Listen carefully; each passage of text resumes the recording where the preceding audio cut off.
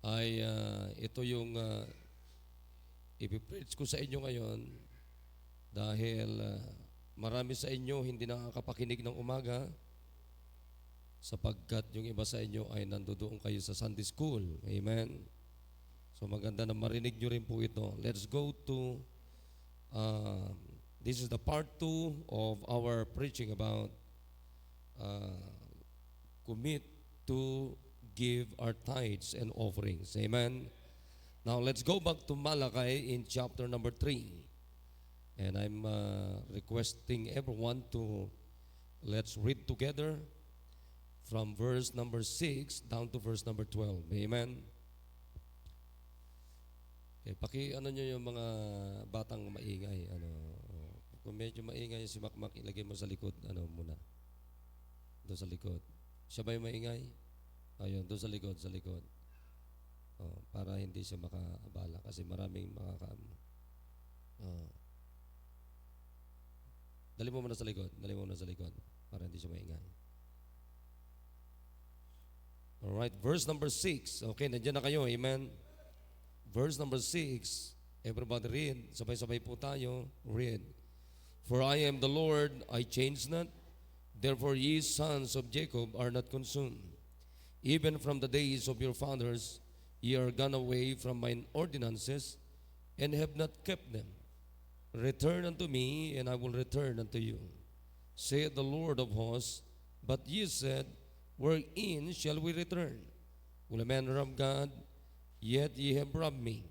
But ye say, wherein have I robbed thee?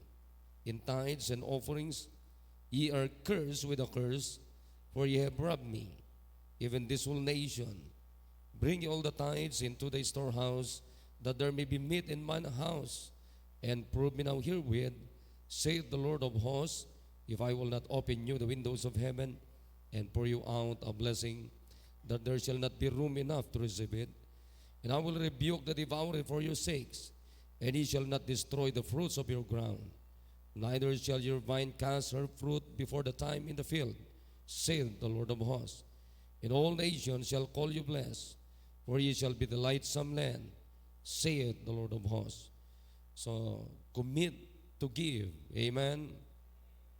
Alam nyo, sabi ko nga, kung meron mang pinaka mahalaga na matutunan natin after we receive Jesus Christ is we must learn to give. Amen?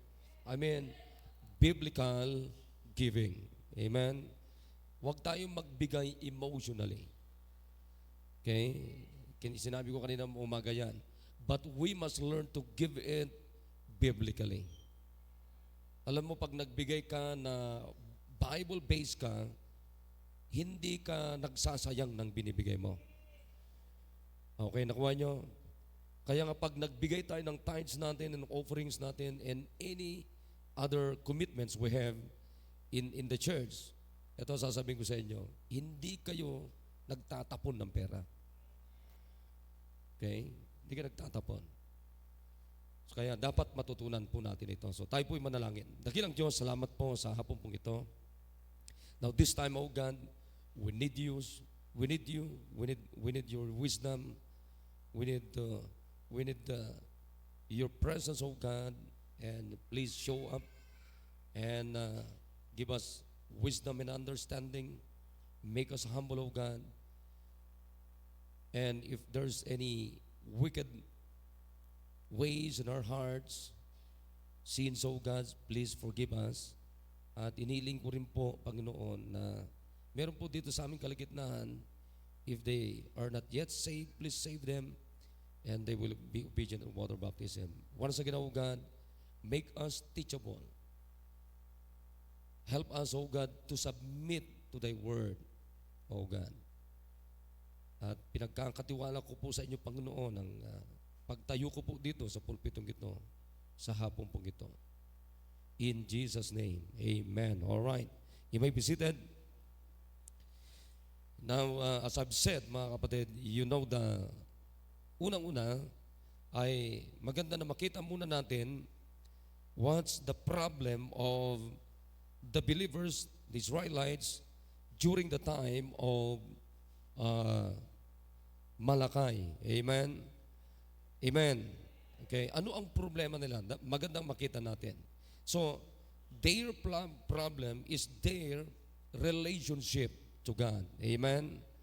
Amen? So, ang problema nila, mga kapatid, yung kanilang personal relationship sa Panginoong Jesucristo. Pakinggan nyo na maigi. Pakinggan nyo na maigi.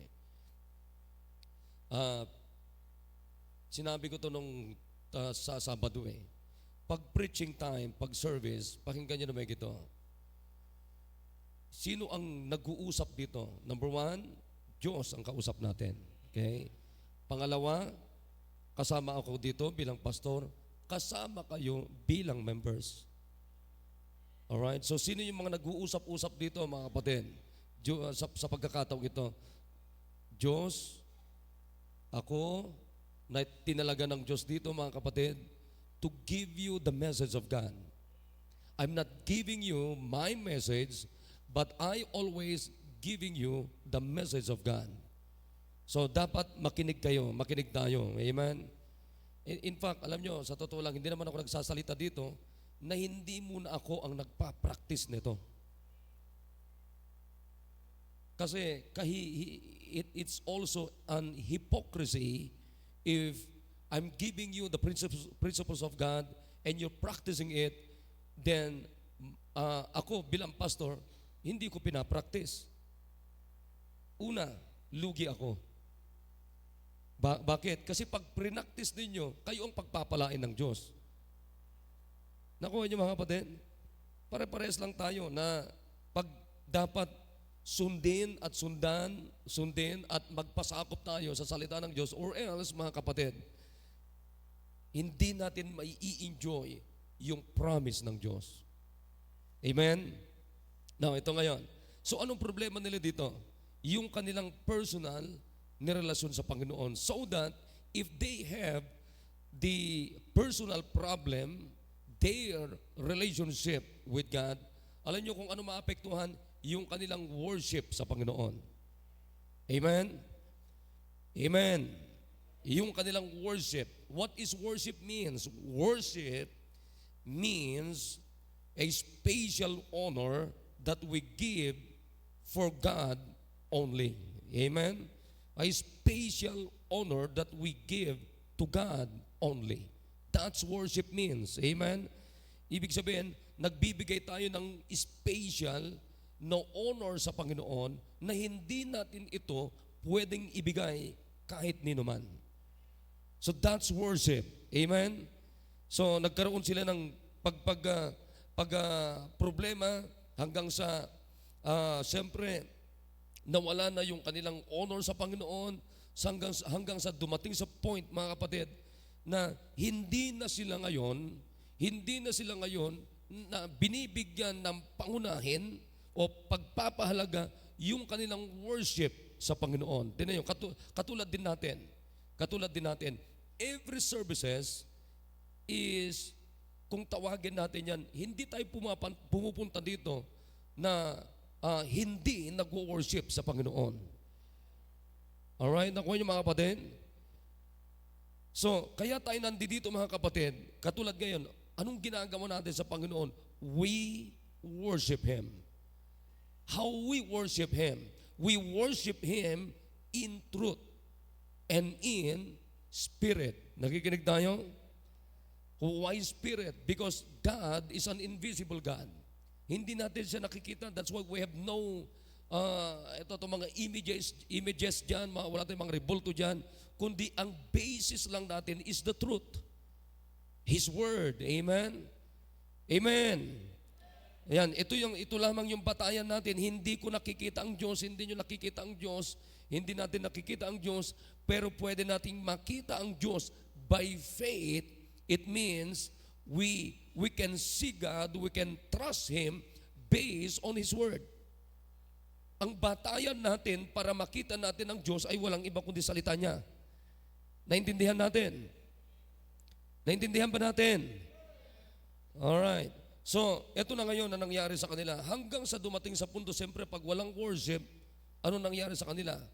Nakaligtaan nila ngayon na magbigay sa Diyos yung mga bagay na dapat nilang ibigay sa Panginoon like tithes and offerings. Sige nga, paano ka ngayon mag-o-offer sa Panginoon kung walang worship? Nakuha nyo? Naintindihan yung sinasabi ko mga kapatid? Amen ba? Amen. Paano ka ngayon mag-o-offer sa Panginoon na anumang bagay na pwede mong i-offer sa Panginoon kung walang worship, kung hindi ka naman nag-worship, tama? Because worship is honoring God. And when you honor God, mga kapatid, it means you're giving Him the special honor. Special things for God. Amen? Ibig sabihin, pag sinabi mo nag-worship ka, nagbibigay tayo sa Diyos ng mga special na mga bagay-bagay, hindi lamang yung finances natin, kundi lahat ng mga bagay-bagay na dapat nating ibalik o ibigay sa Panginoon. That's worship means. Amen? That's what we are doing when we worship Him. Kaya napakalagang pag-worship, mga kapatid. So, ngayon, anong sabi ng Panginoon sa kanila? Alright, this time, return unto me. Pagkakataon nyo naman na bumalik sa akin, sabi ng Panginoon, and I will also return unto you. Sabi ng Panginoon, sabi nila, wherein shall we return? Saan kami babalik? Alam nyo, makinig kayo ha, alam nyo, ang taong tumalikod sa Panginoon, minsan hindi mo alam, tumatalikod ka na pala. In other words, minsan, pag backslider ka, hindi mo inaamin na backslider ka. Naunawan nyo mga kapatid? So sabi ng Panginoon dito, alright, return. Okay, pinakamaganda, pag bumalik kayo, sabi ng Panginoon, give your tithes in offerings. Amen? Because during the Old Testament time, pakinggan nyo na maigi, napakahalaga yung pag-o-offer sa Panginoon. Amen? In fact, hanggang sa panahon natin, mahalaga ang pag-o-offer sa Panginoon. Naniniwala ba kayo na hanggang sa panahon natin, mga kapatid, sa New Testament until our time, ay kinakailangan pa rin dapat tayo mag-offer? Naniniwala ba kayo dyan? Now, tinan nyo, punta natin yung Romans chapter 12. Come on, Romans chapter 12. Para makita natin. Ano sabi ng Bible dyan? Basahin natin lahat. Ano sabi ng Bible dyan? Nandiyan na ba kayo? Romans chapter 12. Come on, everybody. Buklat. Alright, nandiyan na kayo. Say amen. Okay, ang sabi ng Bible dyan ay, beseech you, therefore, brethren, by the mercies of God, that ye, what's the word? Present. What's the meaning of the word present? Offer. Amen? And what are we going to offer to God? Your bodies a living sacrifice, holy and acceptable unto God, which is your reasonable service. Amen? So that's the word. Amen?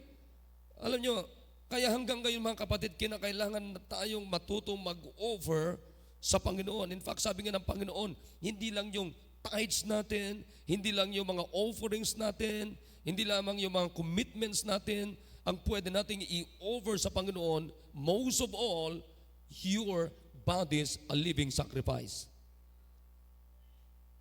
Naintindihan natin, amen?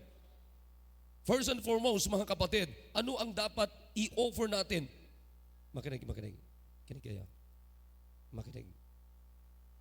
Hindi kayo nakikinig. Pwede bang, tabihan mo to sila? Ito sila, hindi sila nakikinig. Sister Virgil, siguro ikaw, hindi, may bisita siya. Ikaw tumabi dito. Kila Blessy. Doon ka sa gitna nila Blessy. Hindi sila nakikinig. Kusog. Hindi sila nakikinig. Hindi maganda. Wala kayong matututunan pag hindi ka nakikinig. Alam nyo, hindi ako naniniwala na pagbata ka, wala kang magagawa sa Diyos. naniniwala ako na kahit anong edad mo, pwede kang gamitin ng Diyos. Nakikinig kayo mga kapatid? Naalala niyo yung preaching ko na last Sunday tungkol doon sa bata na ginamit ni Kristo, mga kapatid? Nakapagpakain ng 5 barley loaves and 2 small fishes. Amen? Bata yun. So ginamit ng Diyos yun. Kayo mga bata, makinig kayo, pwede kayong gamitin ng Diyos. Kaysa gamitin kayo ng diablo. Amen? Alright. Now, makinig na kayo. So, makikita natin dito na napakalaga, mga kapatid, na matuto lahat tayo kasi anak na tayo ng Diyos ay kinakailangan i-offer natin higit sa lahat yung ating sarili sa Diyos. Kasi pag nai-offer natin yung sarili natin sa Panginoon, lahat ng bagay na merong sa ating sarili, easy na lang natin i-offer sa Diyos. Come on, mag-amen tayo. Madali na lamang. Pero pag hindi mo muna i-present, in-offer yung sarili mo sa Panginoon, how can you offer some things in yourself? If yourself is hard to present to God, to offer to God, anything na meron sa sarili mo, hirap mo ring i-offer sa Diyos. That's the principle. Amen? Yun ang prinsipyo dyan. Kaya nga mga kapatid, makikita natin dito, specifically, ang sabi ng Diyos sa kanila, i-offer nyo muna ito. Ibalik nyo muna, dalhin nyo muna. That's the word. Amen? Ano sabi ng Panginoon? Dalhin nyo muna, bring ye all the tithes into the storehouse. What's the meaning of the storehouse? Means the house of God. The house of God. Amen? So ano sabi ng Panginoon? Dalhin nyo muna doon. At sabi ng Biblia, that there may be meat in mine house. And prove me now herewith, saith the Lord of hosts, if I will not open you the windows of heaven and pour you out a blessing that there shall not be room enough to receive it. So tinan yung kapatid na, alam nyo, pag matuto tayo na i-commit, ibig sabihin, pag nag-commit tayo, ibig sabihin, ipinagkatiwala na natin sa Diyos. Amen? That's the word commit. Subukan ninyo, sapagkat ito ay subok na. Ipagkatiwala natin sa Diyos yung ating tithes and offerings and any other na meron tayong mga kapatid. Sasabihin ko sa inyo, ito ang maidudulot sa buhay natin. Number 1, ito binigay ko na sa inyo kaninang umaga. We commit to give our tithes and offerings to what? Avoid robbing and curse. Amen? Nakuha nyo yan? Nakuha nyo yan? Amen? Kaya tayo dapat ipagkatiwala, ibigay natin yung ating tithes and offerings at marami pang iba sa buhay natin para ma-avoid natin yung robbery.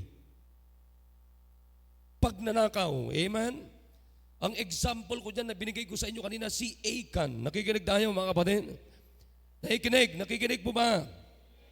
Tingnan nyo, si Achan, anong ginawa niya? Natukso mga kapatid, nung nakita niya yung mga magagandang damit, nakita niya yung mga silver, nakita niya yung gold, sabi ng Panginoon, huwag niyong gagalawin yan. Pero kinuha niya at pagkatapos, ang ginawa niya, ibinaon niya, itinago niya sa ilalim ng kanyang tent, pero inireveal ng Diyos kay Joshua, kapatid. Kaya ano nangyari? Naapektuhan yung buong Israel and God cursed them. Amen? And God cursed them. So anong ginawa ng Panginoon? Through Joshua. Ano sabi niya? Pinatawag na si Joshua. So Joshua sabi niya, magsabi ka ng totoo. May ginawa ka pa talagang hindi maganda? Tamang-tama na naman nagsabi ng totoo. Anong ginawa mo? Sabi niya, kinuha ko yung magagandang damit na hindi ko dapat kunin. Kinuha ko yung silver, kinuha ko yung gold, tapos tinago ko. Alright, ito ngayon ang gagawin naman namin sa iyo. You trouble us. Ginulo mo kami. Kaya makinig kayo. Sabi ko kanina, walang matahimik na lugar kung may magnanakaw.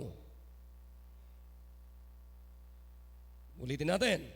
Walang maayos at tahimik na lugar pagka merong magnanakaw. Naniniwala ba kayo dyan, mga kapatid? So, ano nangyari? Ang ginawa kay Achan, dinala doon sa Valley of Achor, tapos pinagbabato siya hanggang mamatay, kasama yung mga anak niyang lalaki, kasama yung mga anak niyang babae, kasama yung mga hayop niya, kasama yung mga silver, kasama yung mga gold, at pagkatapos siya pagbabatuin, mga kapatid, namatay yung mga hayop niya, namatay yung mga anak niya, namatay yung siya mismo, at ang ginawa, sinunog pa. Bakit? Kasi ayaw ng Diyos yung magnanakaw. God hates robbery. Kaya mga kapatid, that's why I preach to you this message, sapagkat pagka ninakaw natin yung tithes natin, yung offerings natin, and anything na dapat nating ibigay sa Panginoon, mga kapatid, sasabihin ko sa inyo, you're robbing God. Come on, makinig kayo sa akin. Amen? At hindi po natutuwa ang Diyos sa magnanakaw.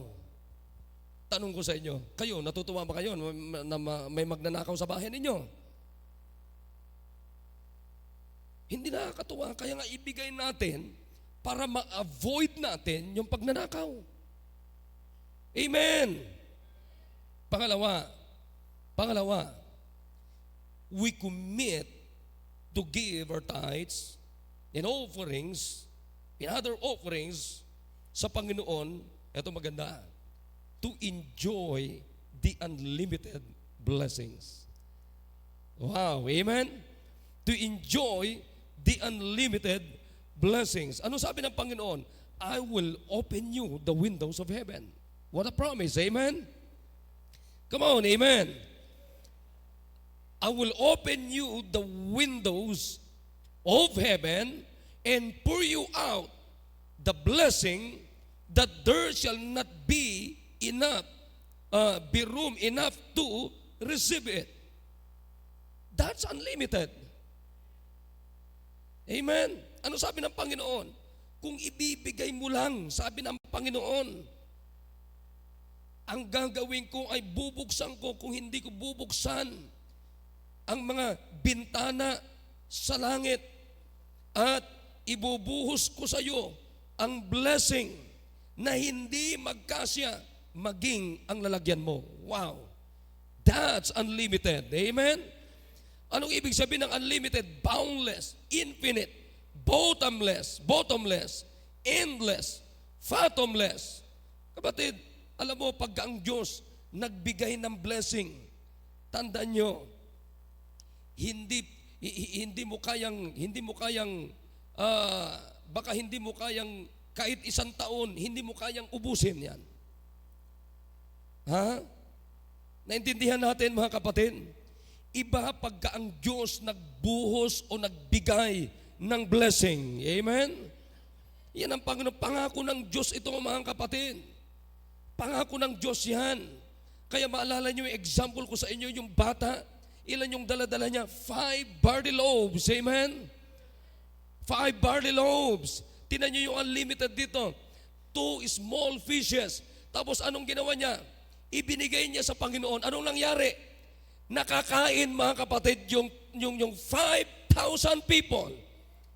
Tapos may sobra pa. Ilang baskets ang sobra doon? 12 baskets. E di unlimited yun. Amen. That's unlimited. Kaya nga, sundin natin ang Diyos, magpasakop tayo sa Panginoon so that we can also enjoy the unlimited blessings of God. Alam niyo, mga kapatid, pakinggan nyo to. Hindi lang sa pinansyal na bagay. Tingnan nyo to, ha. Kung matuto tayong sumunod sa Diyos, pakinggan nyo na maigi, mai-enjoy mo yung blessing ng Diyos sa buhay mo. Come on, amen. Like for example, ito, pakinggan nyo na maigi ito. Pakinggan nyo na maigi ha. Tingnan mo ito maigi.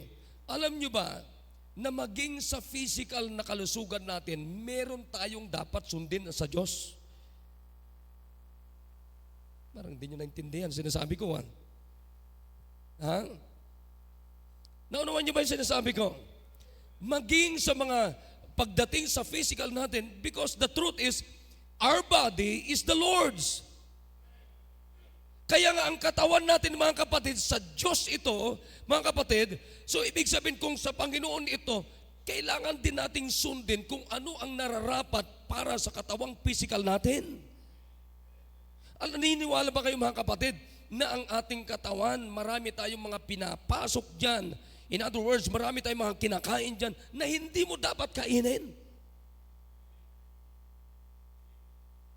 Pero dahil sa katakawan natin, mga kapatid, katigasan ng ulo natin, nakakain natin yung hindi dapat kainin at yung dapat natin kainin, yun ang ayaw natin kainin. So ano nangyayari ngayon? Bata pa, may sakit na.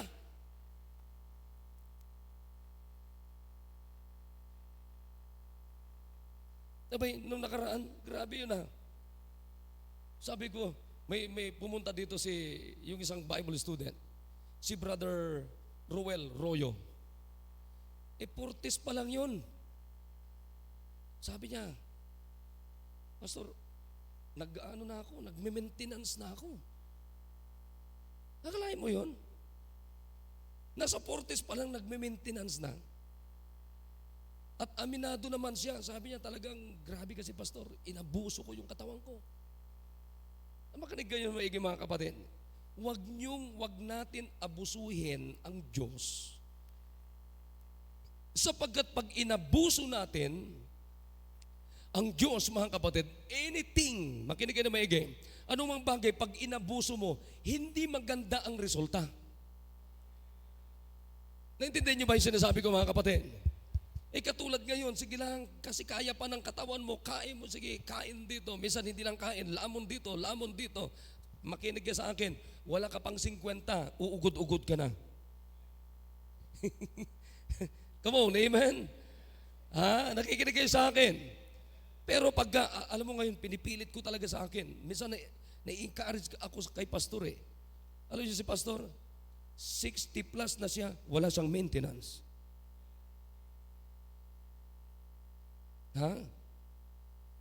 Ako pinipilit ko yan. Kahapon, hindi lang alam ni Sister Beth abang nag-uusap kami doon nung Sabado. Pambira, sumasakit dito ko.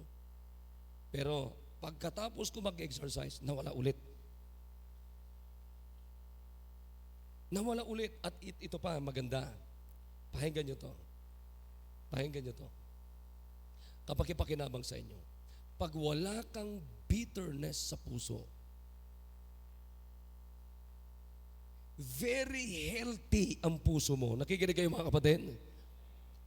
Hindi ka atrasado sa Diyos. Nakikinig kayo? Amen. Wala kang atraso sa Panginoon. Hindi ko naman sinasabing perfecto tayo. Walang taong perfecto. Pero at least mga kapatid, ang mahalaga sa atin, matutunan natin na magpasakop sa Diyos. Matutunan natin na sundin ang Diyos yung sinasabi niya na dapat nating sundin. Pag sinabi ng Panginoon mga kapatid, go ye and share the gospel and share the gospel. Pag sinabi ng Diyos mga kapatid na huwag ipagpapaliban ang araw ng pagtitipon, huwag ipagpaliban ang araw ng pagtitipon. Pag sinabi ng Diyos na give your tithes and offerings, then let's give it and obey it and submit to God. At sasabihin ko sa inyo mga kapatid, yung wala kang sa puso, napakasarap matulog. Kaya, ang sinasabi ko, na unlimited na blessings dito mga kapatid, ay hindi lang sa financial, maging yung kalusugan natin, yung wala kang sakit mga kapatid. Napakahalaga kaya yun. Nakikinig kayo? Yung paggising mo ng umaga, tapos nakakabangon ka, wow, tapos may nakikita ka pa, amen? Pagtingin mo sa tabi mo, may multo. Bakit? Si misis mo, nakita mo, ay, sorry. So makita mo, malakas ka, nakakabangon ka, tapos nakakalakad ka, Tapos ito na naman, alas 5 pa lamang kaninang umaga, meron na kaming devotion mga full-time. Mira, ang pinag-usapan natin, pampalusog ng puso. Nakikinig tayo mga kapatid. Alam nyo ba na kahit may pera ka, pag hindi ka healthy, para saan ang pera na sa hospital ka? Di ba mga kapatid? Kahit may magandang bahay ka, kung nakahiga ka naman sa banig kasi may sakit ka, para saan? Can you enjoy the blessings? You cannot enjoy the blessing. Amen. Kaya salamat sa Panginoon. Kaya nga sabi ko, sinasabi ko sa inyo na unlimited na blessings ay hindi lang pagdating sa pinansyal, kundi maging sa lahat ng anggulo, areas ng buhay natin na i-enjoy mo, and that's blessings. Kaya nga pag sinabi ng Diyos, sundin mo lang. Amen. Pag sinabi ng Diyos, sundin lang natin, sapagkat pag sinunod natin mga kapatid ang Panginoon, it will result to unlimited blessings. Sinasabi ko sa inyo. Pangatlo, we must commit to give our tithes and offerings, ito maganda, to avail the divine protection of God. Wow, amen? Tingnan nyo yung sabi ng Panginoon dito.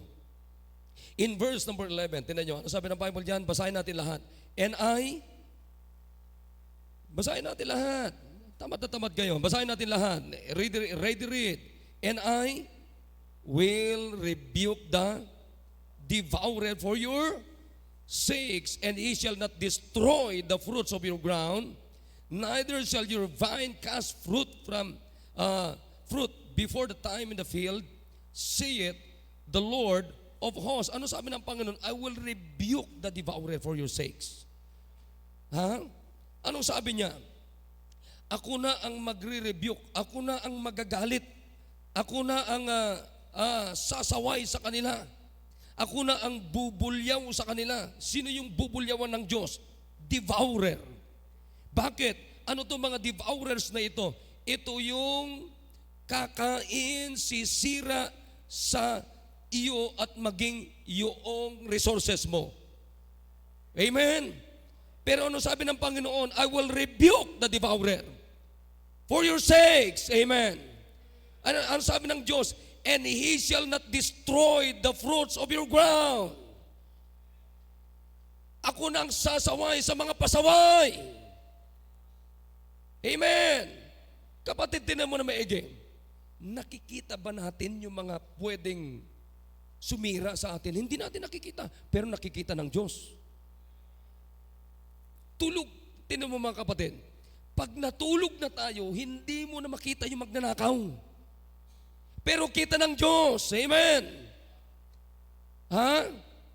Tayo limitado, pero ang Diyos unlimited. Tulog ka na, pero ang Diyos gising. Para tayo ay bigyan ng divine protection. Kaya mga kapatid, sundin natin ang Diyos para ma-avail natin, para ma-enjoy natin, para ma-enjoy man lang natin mga kapatid, yung privilege na divine protection ng Diyos sa atin. Maliwanag ito mga kapatid. Protection ng Diyos dito. Anong sabi ng Diyos? I will rebuke the devourer for your sakes, and shall not destroy the fruits of your ground. Mambira mga kapatid. Alam nyo, hindi na natin kailangan yung gwardiya dito, gwardiya dyan, gwardiya dito, gwardiya dyan. Hindi na natin kailangan. Bakit? Sino ang nagpo-protect sa atin? Divine protection. Sabi ng isang matandang preacher o old preacher, ano sabi niya? Kaya ako, sabi niya, marami akong mga threat ngayon, kaya ang sasakyan ko ay bulletproof.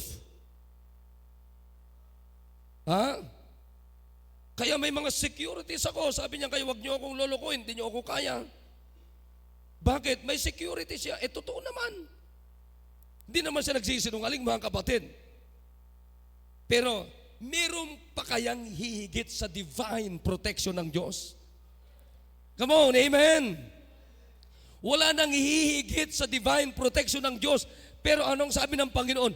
If you learn to give your tithes and offerings, anong sabi ng Panginoon? I will rebuke the devourer for your sakes. That's divine protection. Ano sabi ng Panginoon? Ako na mag-duty sa iyo. Ako na gugwardya sa iyo. Ha? Amen. Kaya kahit maglakad ka dyan, pag honest ka sa Panginoon, anong sasabihin ng Panginoon? Hoy, kayo mga devourers, umalis kayo dyan. Ha? Ito, nanluloko to, nagpaplano ka kay Ariel Pumetya, umalis ka dyan. Maayos na anak ko to, umalis ka dyan. Ha? Doon ka sa iba. Ha? Doon ka, wag mong pakialaman yan. Yung trabaho niya, wag mong pakialaman yan. Yung kalusugan niya, wag mong pakialaman yan. May mga nagpaplanong na lokohin siya. Wag kayo dyan. Do you believe that? That's the Bible. Amen? Anong gusto natin? Protection ng tao? Protection ng tao? Protection ng pera? Protection ng anumang bagay, mga kapatid? O protection ng Diyos? Sino ang gusto natin na mag-protect sa atin? Protection ng pera? Protection, mga kapatid, ng kapwa mo tao? O protection ng Diyos?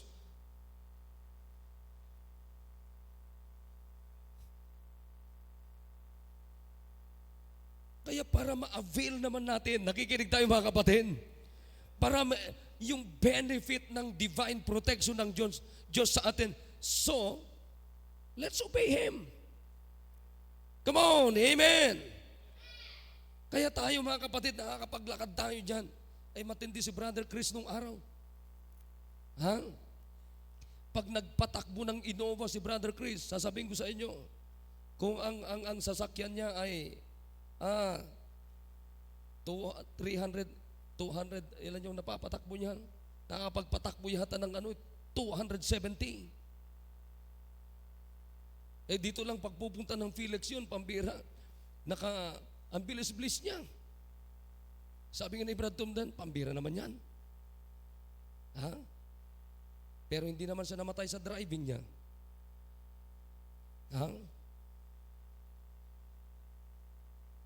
Maalala ko, yung coaster natin, pakinggan nyo to. Marami sa inyo hindi nyo na inabot yung coaster natin. Nabaliktad dito, sakay ang mga Bible student. Kaya makita nyo si Cherry, nasaan si Cherry? Ayan, makita nyo si Cherry, mayroon siyang dito, mga scars. Yung disgrasya, bumaliktad yung coaster. Alam mo sabi ng mga tao doon, yun lamang ang sasakyan na nadisgrasya sa lugar na yon, bumaliktad na walang patay. Because I believe doon sa divine protection ng Diyos. Lahat yun, yung anak ni Dolphy doon din na disgrasya, mga kapatid. At marami, sila na mismo nagsasabi, durog yung sasakyan, pero yung mga sakay, hindi durog.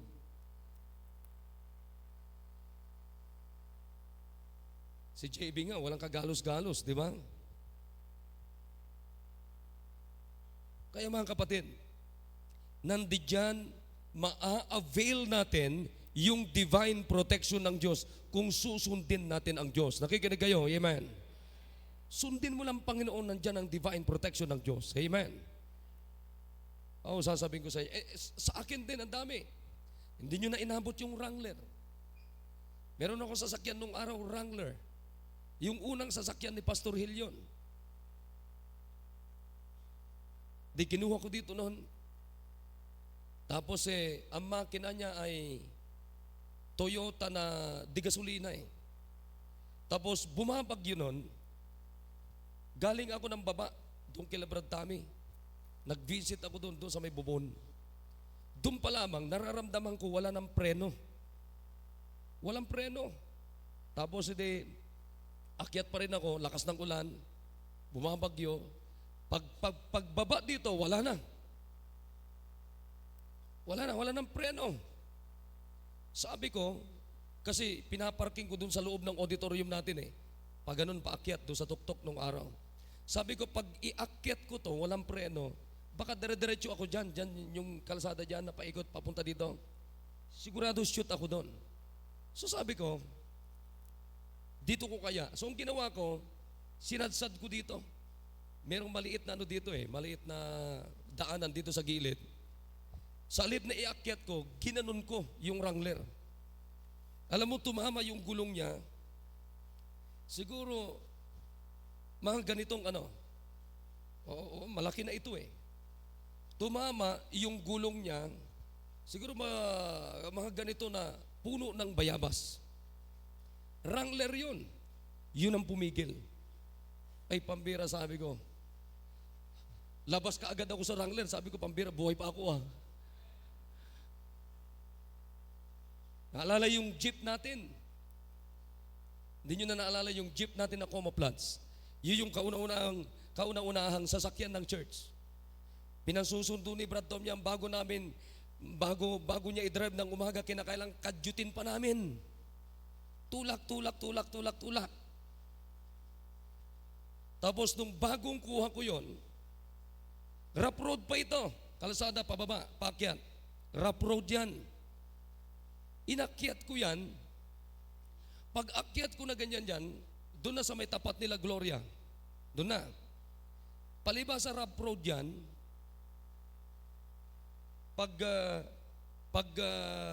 preno ko na ganon, mag-change gear ako sa Primera, hindi na pumasok. So umatras na yan pababa. Ang bilis-bilis umatras pababa. Sabi ko, patay na. Patay na ako. Alam mo, meron dun dito sa may sa may baba niya, merong lupa na nakaganon. Nakaganon. Doon ko kinabig para sumadsad yung gulong sa likod. Mabuti, hindi niya ginanon. Bumaon yung gulong sa likod. Tumigil. Kung hindi tumigil, shoot ako sa sementeryo. Parehas na jeep. Maalala mo, Brad Tom? Meron sang umaga magsusundo si Brad Tom dito sa Balatok. Sabi niya, Pastor, wala, hindi umandar. Sige, tulak natin. Tulak namin, paganyan yan, tulak. Nakarating na kami doon sa sementeryo, ayaw pa rin umandar. Tulak pa rin namin, tulak. Ayaw pa rin. Last na lang, Brad. Pag ayaw talaga umandar, wala tayong magagawa. Huling tulak namin, pag tulak namin na gano'n, hindi talaga umandar. Dahil, kung umandar, shoot yung jeep doon sa bangin. Protection ng Diyos yun.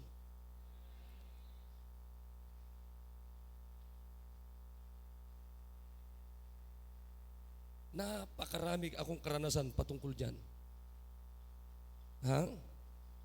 Do you believe? Do you want to avail the divine protection of God? Nakikinig tayo, amen? Then, anong gagawin natin? Obey His word. Amen?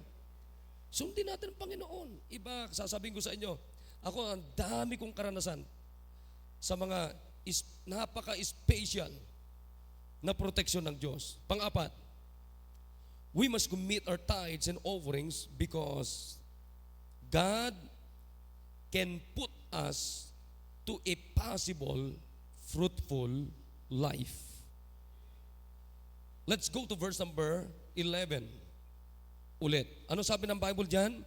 And I will rebuke the devourer for your sakes, and he shall not destroy the fruits of your ground.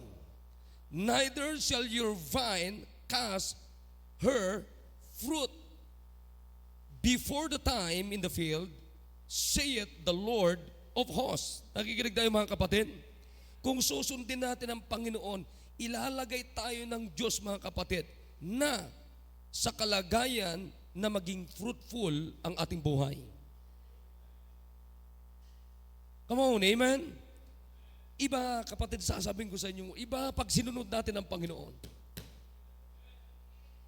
Maraming mga imposible sa buhay natin na kayang gawin ng Diyos na ma-experience natin. Come on, amen? Ito na nga lang, ito, ulitin ko na naman na example sa inyong illustration. Ito na lang. Itong nagbibigay sa atin si Brother Andy. Di ba? Ako sabi ko, kung walang problema kasi naunawaan ko naman yan. Pero alam mo ang ginawa niya? Nagbigay sa atin ng pang-down at sabi niya, tutulong pa siya pang-monthly. Tanong ko sa inyo, mga kapatid, blessing ba yun o curse yun? Blessing. Na hindi man lang sumagi sa isip ko. Na mararanasan ko yung mga ganitong blessing sa buhay ko. All I know, mga kapatid, is obey Him. Amen. Obey Him, obey Him, obey Him. Bakit? Kapatid, hindi katulad ang isip natin, ang isip ng Diyos. Kapatid, sasabihin ko sa inyo, marami tayong mai-experience na imposible na pwedeng gawin ng Diyos sa buhay natin. I believe, mga kapatid, God can put us to a possible, fruitful life. If we are going to learn to commit our tithes and offerings, kapatid, tithes and offerings pa lang yon.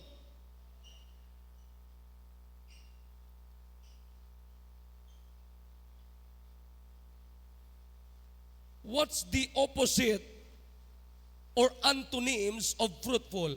Barren. Di ba nakikinig tayo, mga kapatid? Barren, baog, hindi fruitful, hindi productive, hindi dumadami, hindi nagmumultiply. Yan ang ibig sabihin, that's the antonyms or opposite of the word fruitful.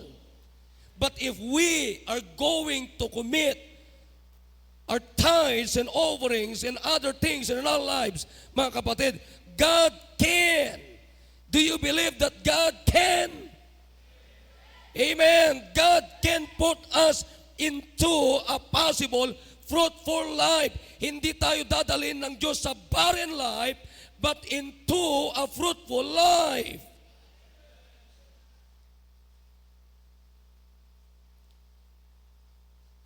And then last, like this, points, mga pang-5 points. If we are going to commit our tithes and offerings for God, and then God will put us into a place where to have a good testimony. Amen? Tignan nyo dito sa verse number 12. Ano sabi ng Diyos sa mga Israelites? In all nations shall call you blessed. For ye shall be a delightsome land, saith the Lord of hosts. Di ba? Ano sabi ng Panginoon? Lahat ng bansa, gagawin kayo ng Diyos na blessing sa lahat ng bansa. Amen? That testimony. Sa lahat ng bansa, anong tawag ng Diyos sa inyo? Sabi niya, all nations shall call you blessed. Amen? Shall call you blessed or blessing. Akalain mo yan, mga kapatid. Pagka tayo magbigay ng ating tithes and offerings, hindi nyo lang alam na maaring wala na tayo, pero yung ibinigay natin ay merong testimony pa rin yan na nagiging blessing sa mga susunod na henerasyon. Amen? Di natin alam, kaya makita nyo, mga kapatid, nagbigay binayaran ito ng CSI, itong dalawang lote natin na ini-enjoy natin kung saan nakatayo ito, mga kapatid. Kaninong testimony? Testimony ito ng mga members ng CSI. Itong building natin, mga kapatid, ano makikita natin dito? Hindi tatayo ang building na pinagtitipunan natin ngayong hapon, mga kapatid, kung walang nagbigay. At itong building na ito ang mga testimonies na ibinigay, mga kapatid, na mga nauna sa inyo. Kaya kayo mga nagbigay, na ito na yung mga nakikita nyo na ito, mga kapatid, this is the testimony of your giving.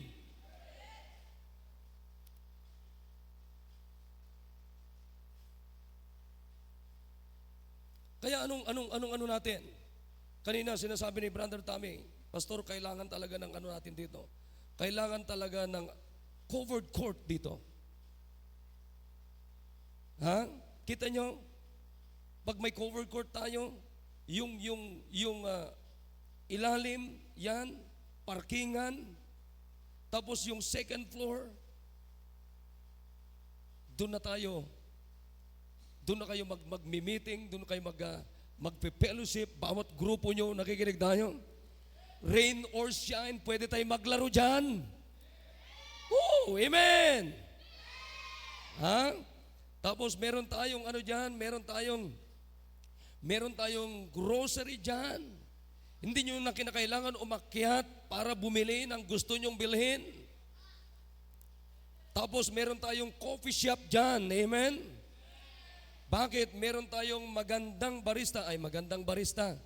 Oh, meron tayong barista, nandito si si Crystal. O maglalagay tayo talaga ng coffee shop dyan na overlooking mo yung ganda ng bundok. Amen? Hindi nyo lang alam, at lahat ng mga bagay na ito, itong pinaplano natin, itong iniisip natin, kapatid, that's for you. That's for the next generation. Kaya kayo mga kabataan, huwag kayong paloko-loko. Amen. Ngayon pa lamang magpagamit na kayo sa Panginoon, i-google nyo, ibuhos nyo yung lakas nyo sa gawain ng Panginoon, sapagkat ang pinaplano namin ay para sa inyo.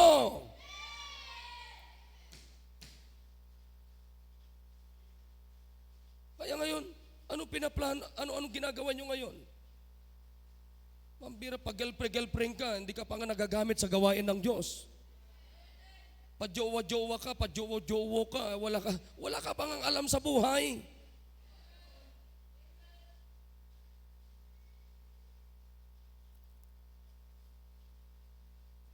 Kita nyo to, mga kapatid, pinagtitipunan natin, mga members na nauna, testimony ng giving nyo ito. Nakikinig tayo, mga kapatid. Testimony ng giving nyo ito, mga kapatid. Amen. Nakita nyo ngayon dyan, yung parkingan natin, yung harapan natin. Kapatid, tayo lang ang may ganyan. Punta kayo sa ibang Baptist churches dito sa Baguio, mahirap kang makahanap ng ganyang space.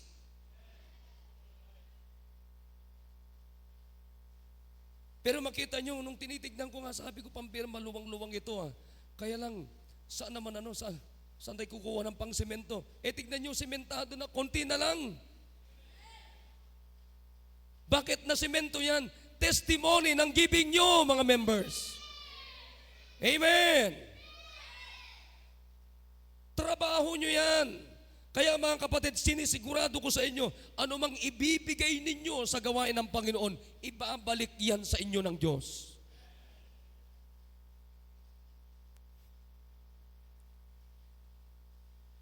Do you remember Barnabas? Nakikinig kayo, mga kapatid?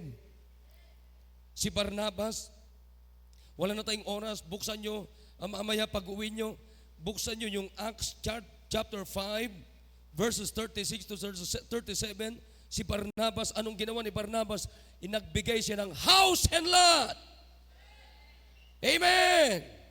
Nagbigay siya ng house and lot at ibinigay niya yan sa gawain ng Panginoon. Kaya hanggang ngayon, makikita pa rin natin na pag-aaralan pa rin natin yung testimony ni Barnabas patungkol sa pagbibigay. Amen! Kaya kayo mga nagbibigay, mga kapatid, sasabihin ko sa inyo, walang sayang na ibinibigay ninyo. Come on, amen! Shout amen! Walang sayang na ibinibigay natin ni sentabo, basta binigay natin sa gawain ng Panginoon yan. Kapatid, makikita nyo yung testimony ng giving ninyo. Ito na nga lang binigay nila Brad Ariel, Sister Apple na lumang L3 natin. Ilang tao na ang naisakay niyan? Ilan nang naligtas dyan? Ganon din yung bagong L3 natin. Sayang ba yan, mga kapatid? Yung mga sasakyan na yan, at maging yung mga sasakyan ninyo, gamitin nyo yan sa gawain ng Diyos para hindi sayang. Wag na wag yung ipagdadamot niyan na magsakay ng kaluluwa papunta sa church, mga kapatid. Magsundo sa area nyo, sapagkat dyan dapat natin gamitin upang hindi sayang yung sasakyan mo.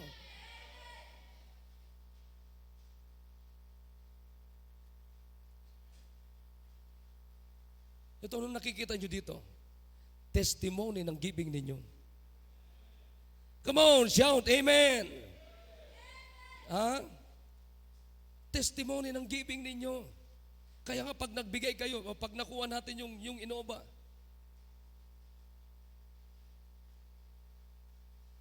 pag nag-share kayo doon, tuwing makikita nyo yan, nagagamitin ko, mga kapatid. At hindi ko naman gagamitin yan for pleasure. Sisiguraduhin ko yan, mga kapatid, na gagamitin ko yan for God's glory. Sabi nga ni Sir Ariel, kunin mo yan, Pastor, kasi hindi naman ano yan. I hope nagkakaunawan tayo. Kapatid, bawat sentabo, anything na binibigay natin sa gawain ng Panginoon, bilang leader ninyo, sisiguraduhin ko na mag-glory ang Diyos palagi sa atin. Anything na binibigay natin, amen? Magkano man ang binibigay ninyo, how much you give in the ministry, sasabihin ko sa inyo, sisiguraduhin ko sa inyo, by the grace of God, na nandyan ang testimony ng Diyos palagi. I want every members, mga kapatid, bilang leader ninyo, bilang pastor ng simbang ito, I want any amount na binibigay nyo sa gawain ng Panginoon, gusto natin ilagay dapat yan sa gawain ng Panginoon upang makita natin yung testimony ng Diyos sa bawat ibinibigay natin. Any amount. It is not the amount, mga kapatid.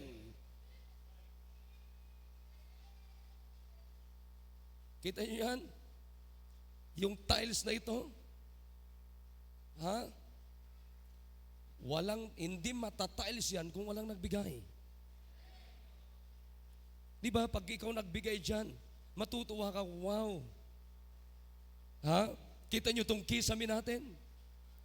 Ginawa lang natin ito during the pandemic. Ha?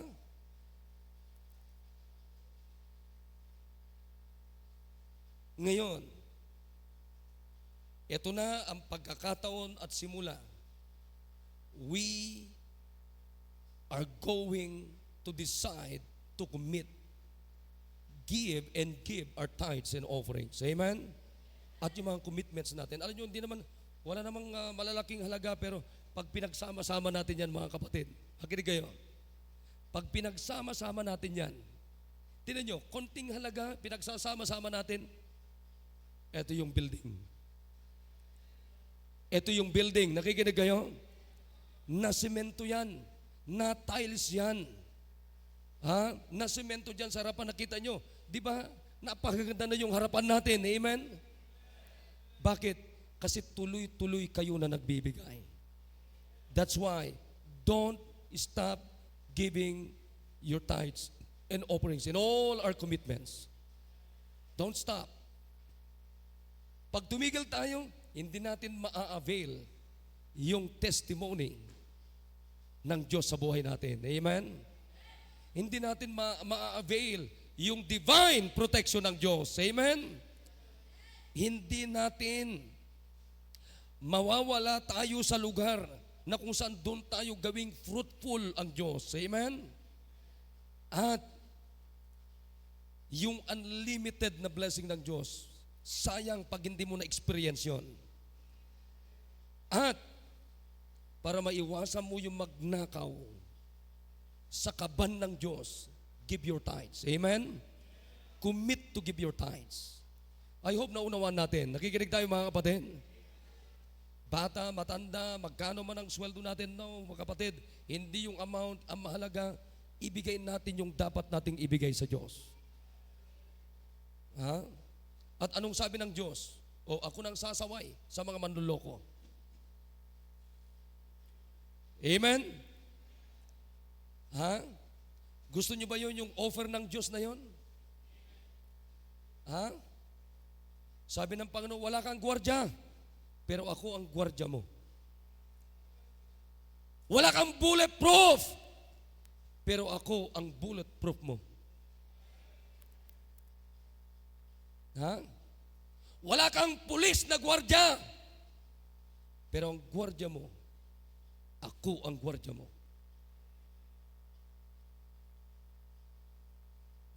That's the Bible. That's the promise of God. Amen? Pangako yan ng Diyos. Ha? O, pag mag-aasawa ka, dalaga ka, ako na ang magbibigay sa'yo. O, tinan mo si Minchin. Siya ang umaayaw. Wow. What a life. Ha? Sabi ni Minchin, ayoko pa mag-asawa, gusto ko pang maglingkod sa Panginoon. Pwede ka naman maglingkod sa Panginoon kahit may asawa. Ano na tayo magagawa? Yun sa Kanya eh. Nag-i-enjoy siya sa Panginoon eh. Amen? Kaya sasabihin ko sa mga kapatid, ibigay lang natin yung dapat ibigay sa Panginoon. And let God do the best for us.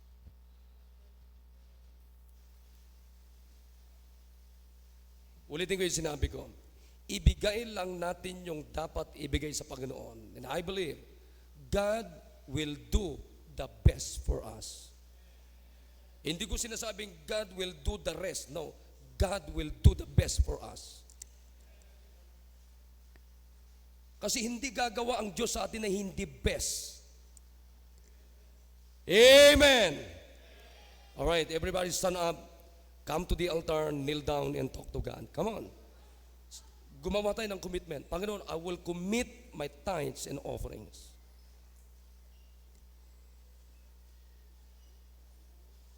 Come on. Dito tayo.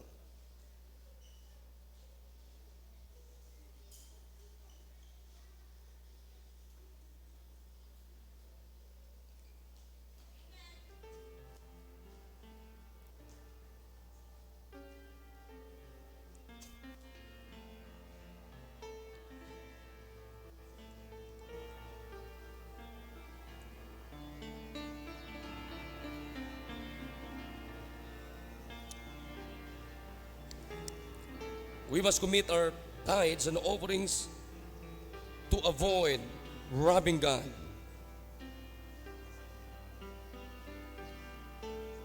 To enjoy the unlimited blessings. To avail the divine protection of God. To put us into a possible fruitful life.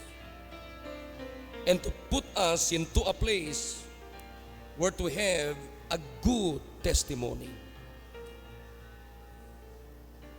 Hindi nyo ba alam na pag binigay natin ang ating tithes and offerings, that's the testimony of God. Let us preserve the testimony of God in our lives, and God's testimony will preserve our lives.